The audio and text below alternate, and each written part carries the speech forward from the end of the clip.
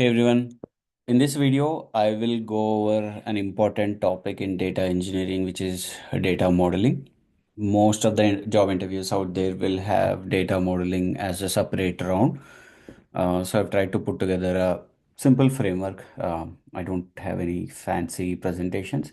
I'll just share my screen and go over this five important pointers that I have for data modeling. So in interviews, you will probably get a question, very vague question like design data modeling for Airbnb to track revenue metrics, or design data model for Facebook to track conversion metrics. So the question will be very high level, and it's your job to probe into the question, ask for details, make it as interactive as possible with your interviewer. Try to get as many details as possible, and go from there. So the first and foremost important step here is to confirm with your interviewer that you will be designing the data model for OLAP use cases. Um, uh, just double check, because if you're not aware, OLAP is what data engineers take care of. OLTP is what software engineers do. OLAP is for analytical purposes. OLTP is for transactional purposes. So 99% of the time, they expect data engineers to focus on OLAP kind of data modeling. But always make sure, that's what they're expecting you to do. Uh, Once you do that, then talk about the dimensional modeling techniques. There are a bunch of schema design techniques like star schema, snowflake schema, data vault, galaxy, all that stuff. I'm sure you probably have seen, what's the differences, all that, when to use what on all these schema design techniques. Um, just make sure, I guess you don't even have to explain different approaches in the interview. Just say you will be doing dimensional data modeling using star schema. That's what I have been using or used in my interviews in past, because it's easier, much easier to design star schema, answer SQL queries or all that stuff. So I would recommend you to go with star schema. And the process for dimensional data modeling will usually involve like four different steps. The first important step is to identify the business process. Um, Going back to the question, let's say if you are trying to design data model for Airbnb to track its revenue metrics, then you want to probe in to understand, are we tracking, revenue at a daily level or weekly level or yearly level, or any other questions that you have, um, in terms of business process. You should ask it at the beginning, even before you jump into the design part. And second important step is to choose the granularity of your fact table. So even though, let's say in the first step, they said they asked you to get, they're more interested to get revenue metrics at a monthly level. I would still choose the granularity at as low granular as possible, uh, because you can always build aggregated tables on top of, your lowest granular fact table. So for example, in this case, you have been asked to track revenue metrics at, month level, right? It doesn't hurt you to for you to track, design a data model that tracks revenue metrics at the booking level itself, right? Then you can basically use, date dimension, do a group by, and get the, uh, metrics at day level or month level or even at year level. So always try to go for as low granularity as possible in the interviews.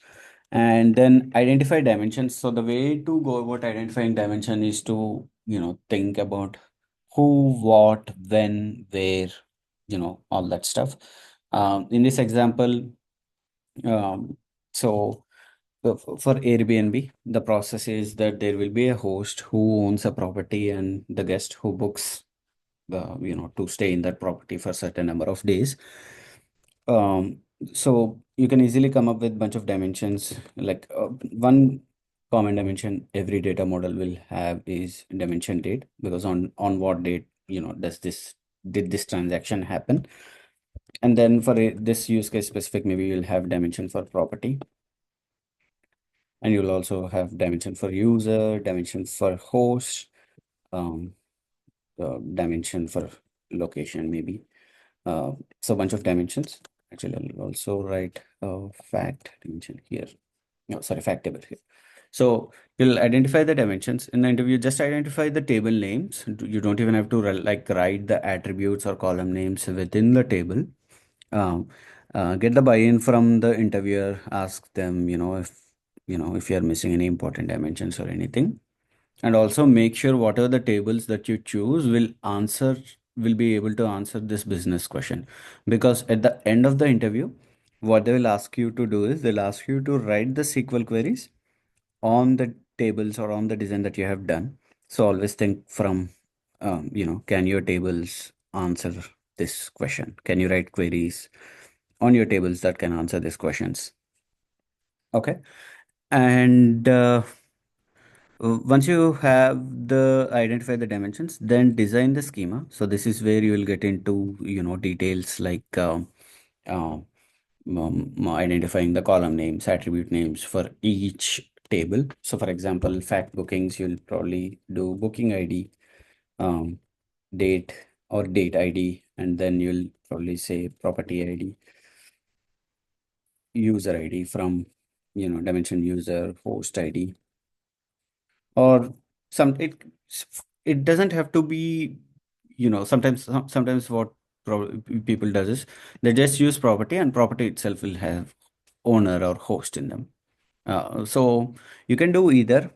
The good thing with dimensional modeling is you don't have to worry about date like referential integrity as you normally do in like normalized data model design.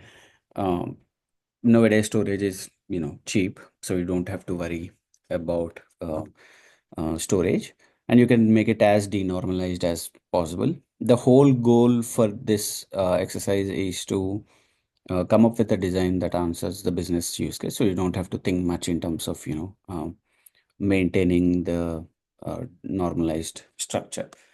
So, and then you'll probably also have check-in date, uh, checkout date, then something like amount for that booking. So once you have this, then you'll go over the dimension table, add attributes for each dimensions. So here, this property ID will be connected to for fact bookings table, and then user ID. For example, user ID, you'll have uh, attributes like user ID, probably user name, yeah, user email, which city they're from, which country, all that stuff. So once you come up with this design, also talk about certain important concepts, like ask the interviewer if you need to take care of changes to, let's say, user address history. For example, certain users might be moving from one city to another city or one country to another country. Ask them if it's important to track it. If it's important, then the most useful or the most used SCD is SCD2. So you can include certain attributes like effective to, effective from, effective to is correct. So based on the dimension, see if SCD2 is needed, and update your or add additional columns. And one important thing is that while you're doing this, you can do it in iterative approach. You can ask questions, you can update your design. It doesn't have to be correct the first time, and don't generally interviewers doesn't expect it that way. So make it as interactive and as possible, and feel free to update all that stuff. And another important concept is scalability, right? Let's say you are done with your design. You have, they have asked you to write SQL queries on certain business use cases, right? Maybe they have asked you to write, which city which cities from which users are, you know, have more bookings in 2024 or something like that. So they'll give you a bunch of user queries. So you'll write your SQL. Most of the times it will be joining your fact tables with, one or few of the dimension tables based on the use case. And then they'll probably ask you about, how will you make your data model more scalable. The scalability depends on the use case.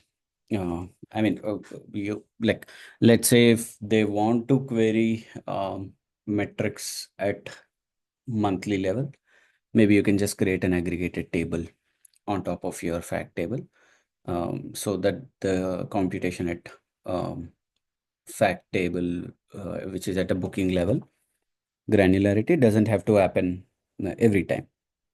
So, and also partitioning is another thing. Maybe you can make it scalable by using partitioning technique, so that you don't have to query. Let's say if you're only concerned about the current date or previous day, day-1 stats, then you can just query use that partition. So they'll most likely will ask you about scalability. So think from that perspective as well. And the last one is answer the business questions using the query. Once you have the table design, then SQL, they'll expect you to write SQL queries. Even when writing SQL, if you need to add a column or update something, feel free to do it.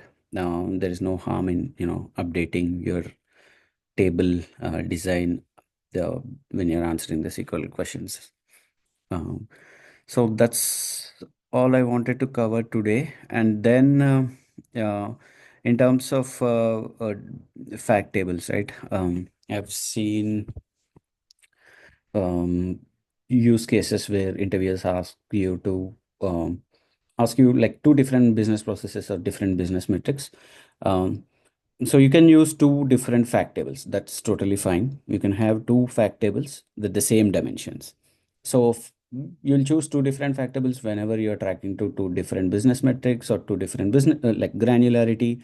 So don't try to like fit your use case into just one fact table. Feel free to use as many fact tables as possible because dimensions hardly change.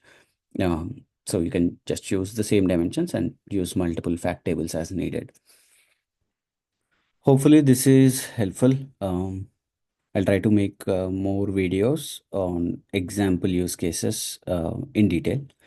So please stay tuned. Thanks for watching.